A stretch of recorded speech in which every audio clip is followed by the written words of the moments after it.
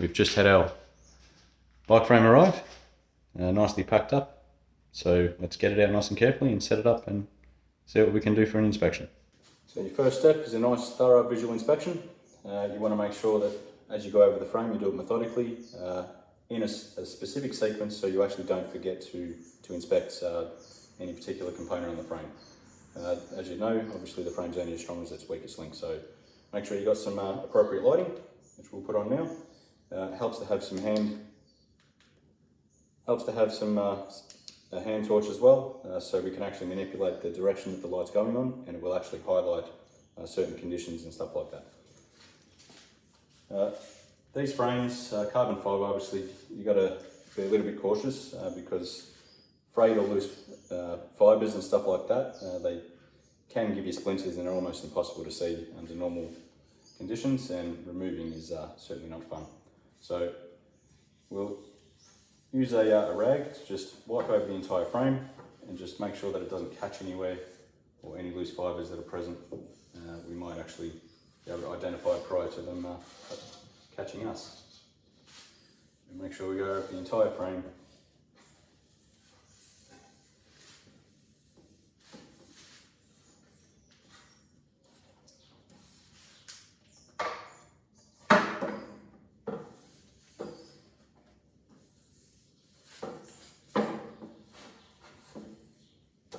So post doing that, we want to get our torch and we want to identify everywhere that we've just wiped over, and we want to see if there was any fibres that were caught of the rag that we used, which may identify any loose or frayed sort of fibres from the carbon itself. So we'll have a quick look over.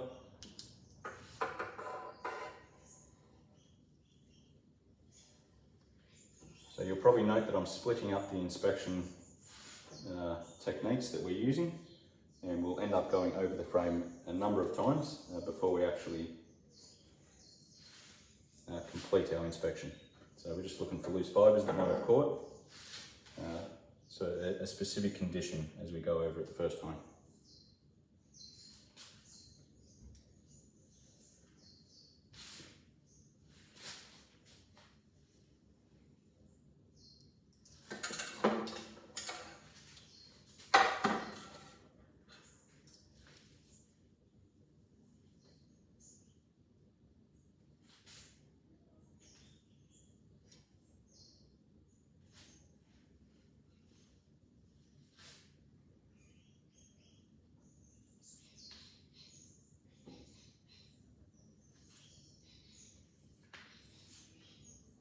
Right, so it doesn't look like we've got any creepy crawlies hanging off this one. Now we'll get to doing our actual condition inspection, trying to identify any anomalies or conditions that we may have to further inspect with our ultrasonic techniques. So same thing, methodical, sequenced. We want to make sure that we cover everywhere we need to, and highlight any areas that might require a further inspection. So as we do this component, what we probably want to do is actually highlight the different locations. So I've just got kind of like a crayon pencil, and I'm just going to mark things that I identify as I go.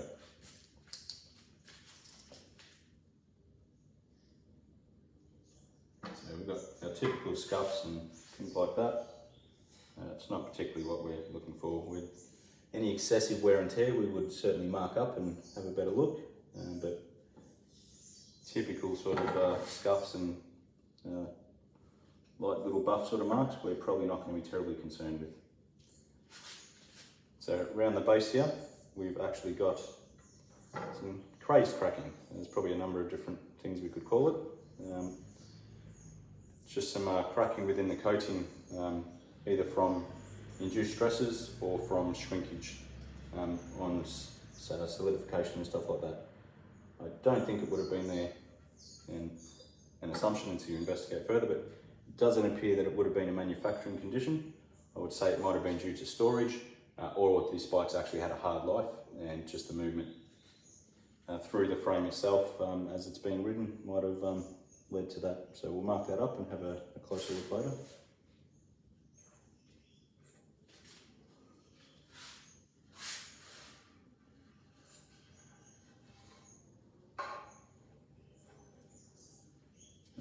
we've got a little impact mark here.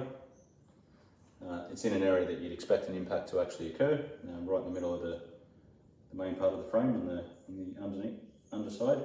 So we'll mark that up. It's about 5 mm diameter. So we'll mark that up and we'll have another look at that later on. It's worth inspecting if you have the access and the bike's actually disassembled. It's worth inspecting all the internal components where anything's attached, because there might be conditions that become apparent on the internal prior to the external.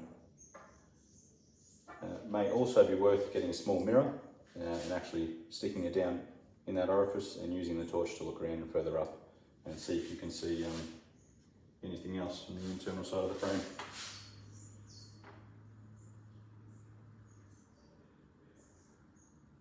We've actually got marking, some texture marks inside there, so 712, so it would have been a run number or something like that for the manufacturer of the frame itself.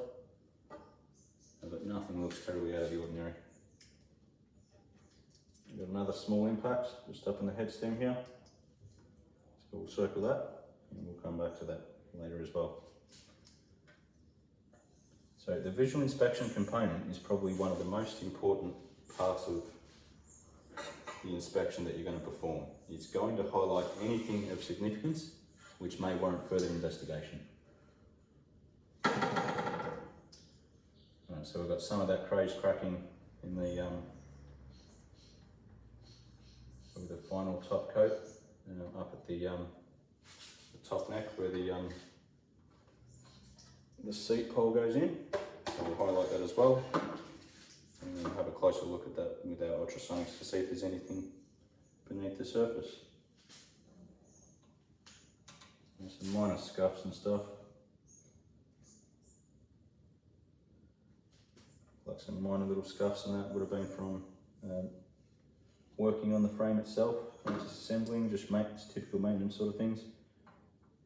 We've got another little scuff here that's got some deviation to it. As you run your thumb over, you can feel the indentation, so it might have been something of a significant impact. So we'll have a closer look at that a little bit later.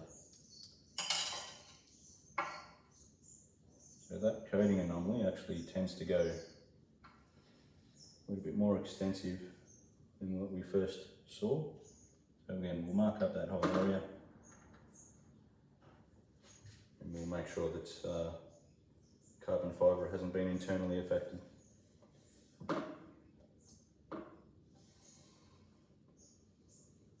An interesting anomaly here.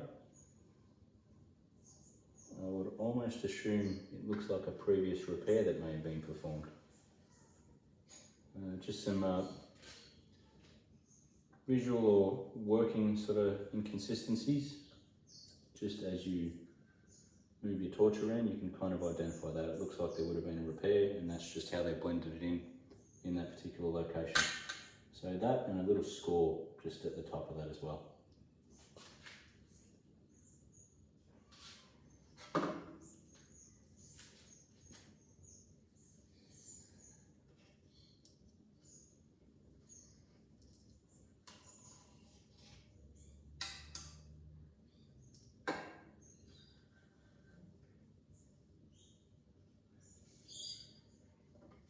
Once again, kind of looks like there might have been some additional works that happened on this frame.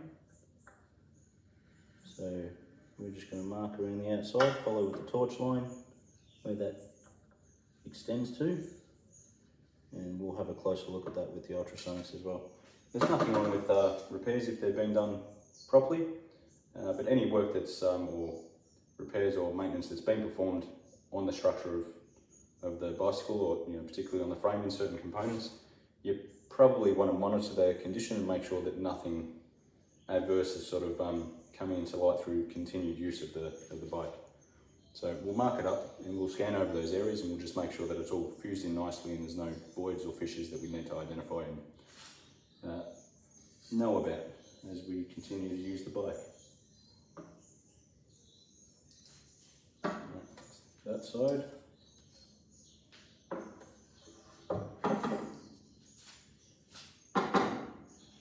Another pretty pretty significant impact here. You certainly want to have a look at. And we'll just extend and continue to mark that craze cracking in the coating on this side as well.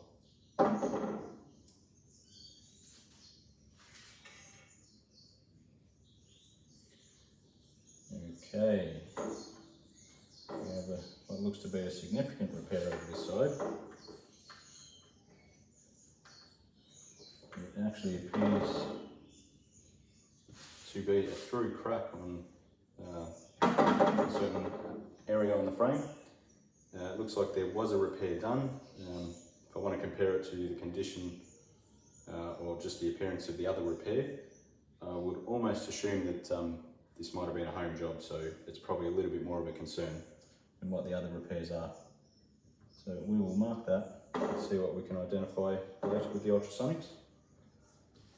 But that's starting to ring alarm bells. We'll just finish off our inspection, covering the entire frame, of course. And then we will have a closer look at some of these discontinuities that we've identified.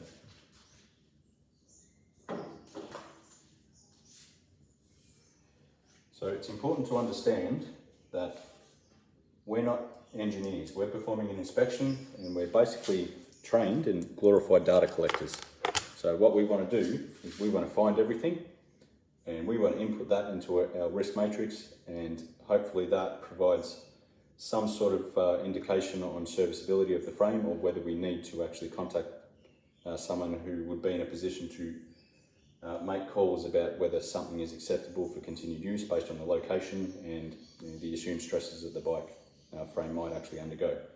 So we're going to go through our calibration process with our ultrasonic unit, and we're going to start after we've recorded everything down, and then we'll start looking at some of these conditions that we've identified and see if there's more to them than meets the eye.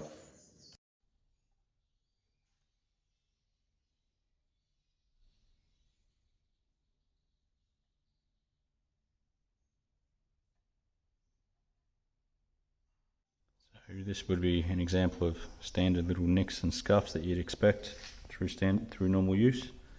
Not particularly what we're interested in.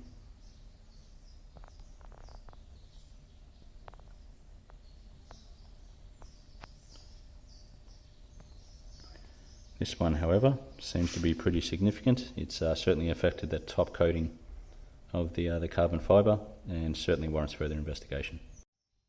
So this appears to be a previous repair.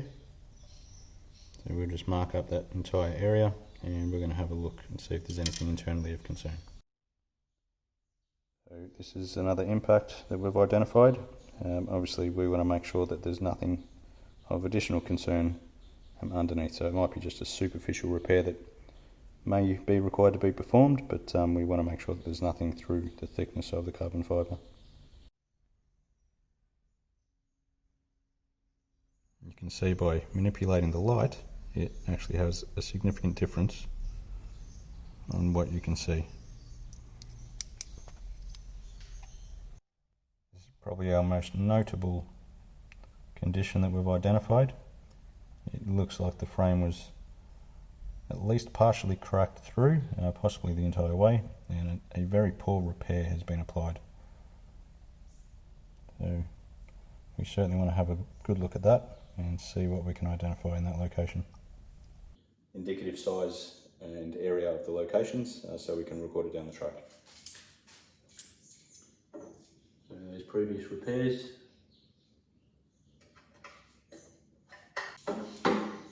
Impact down here. It's only 6 by 6.5, and we know that that's on that side of the frame, in the bottom third.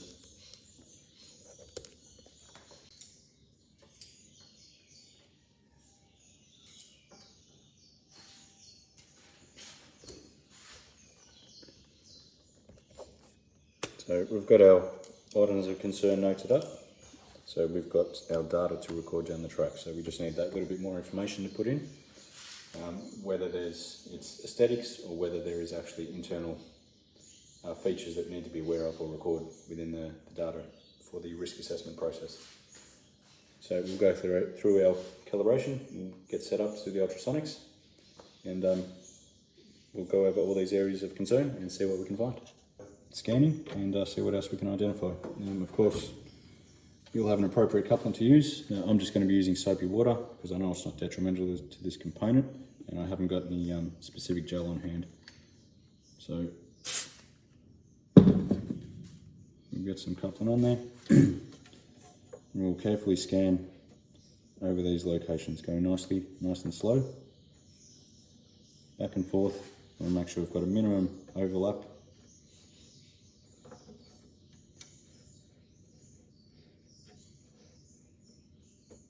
Of 50% of the diameter of the probe face.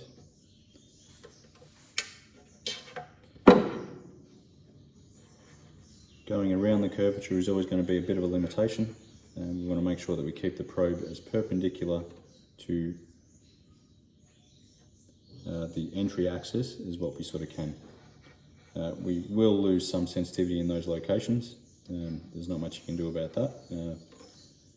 Adding a little bit of extra gain or dB sometimes might account for that curvature, and there is reference material that you can look into which would actually give a recommendation on how much gain would be required to compensate for that curvature. So it's good to be aware of these things. And so it doesn't appear that there was anything underlying from that particular impact, so first one down. Here's an additional impact site, so same thing. We want to make sure our overlap is sufficient and we cover right over that impact zone as we're scanning.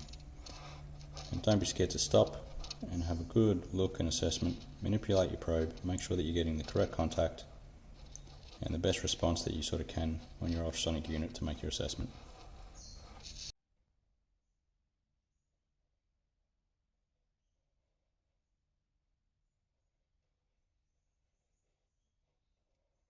Going and inputting that into the risk assessment and following the recommendations from there. So on completion, you want to make sure you clean up the frame, get any remnants of couplants or anything that you may have marked on the frame through your inspection, and get it ready to be put back together.